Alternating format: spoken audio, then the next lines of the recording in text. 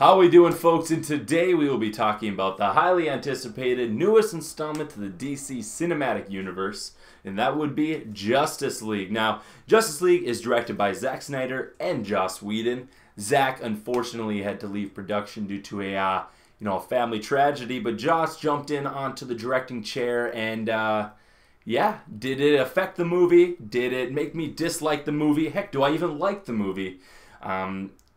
And you know what? You're about to find out, but this is going to be a spoiler-free review. Now, do keep that in mind. Now, let's jump right into this.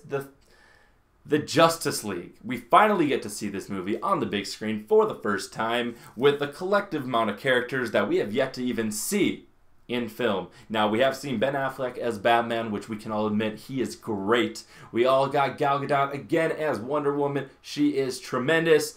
We got Ray Fisher as Cyborg, Ezra Miller as Flash. We got Jason Momoa as Aquaman. So we got a good group of guys. Now, the real question is, do all of these people work together? Do they work fluently together? Do I enjoy them when they are together on screen? And the answer is yes. These guys are awesome. They kick so much butt. It is unreal. They kick so much butt. Not only do they, constantly just kick a lot of ass on TV, on screen, but what they do is when they're all together, whether they're fighting or not, they're just enjoyable. Their conversations are enjoyable. Their humor is enjoyable. And yeah, I would say Ezra Miller, his humor that he brings as Flash is great. I would say Batman's kind of veteran style to all of this, crime fighting is definitely terrific. Wonder Woman's charm and her happiness and definitely her looks bring a lot to the screen as well. Jason Momoa plays Aquaman. He's kind of like a hard guy, but deep down he's kind of like a cuddle bear type of guy. But then you have Cyborg, who's kind of the rookie of the group, who's kind of the newest one to the whole entire league. But all of them together, they're awesome. They're so awesome. They're so much fun to watch. I had mentioned that Ezra Miller as Flash brought a lot of humor to it. All of them tried to bring a lot of humor, and I say try because there are times, and this is one of my gripes. I would have to say maybe 3 gripes with this movie, but one of my biggest one is the amount of humor that was used in production of this movie. A big reason that I like the DC movies sometimes more than the Marvel is because the Marvel can get overly saturated with all these kind of jokey moments and all this and all that. And there were times in this movie that were affected by that situation, unfortunately. But for the most part, I was able to not attract all of my attention to that and more, pay attention to the big reason that we're watching this, to see these superheroes kick a lot of ass. And did they do that? Yes. When they are fighting, it is great. It is great. Seeing all of their abilities and working together on screen were terrific. The only problem is Cyborg's CGI body wasn't probably up to par. I mean, 98% of his body, except for like right here, is CGI. So what are you going to do about that? And as for the villain, Steppenwolf, I won't get into any more about him.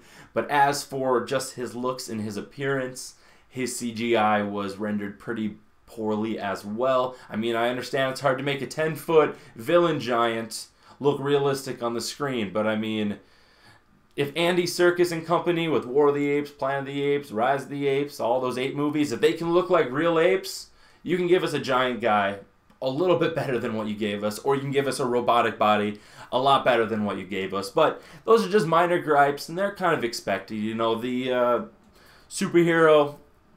superheroes, the rest of them, they're awesome. The rest of them are awesome. The music in this movie is pretty awesome. The direction, I always like seeing a Zack Snyder film. The camaraderie between the group is definitely my favorite. And the surprise appearance of Superman was also awesome. Yes, Superman does appear for a brief time. I won't get into more about it, but it wouldn't be the Justice League without him. So that's not a spoiler. It just wouldn't be a Justice League without him. So, all in all, I would have to say this movie is definitely worth watching. Definitely worth buying when it comes out.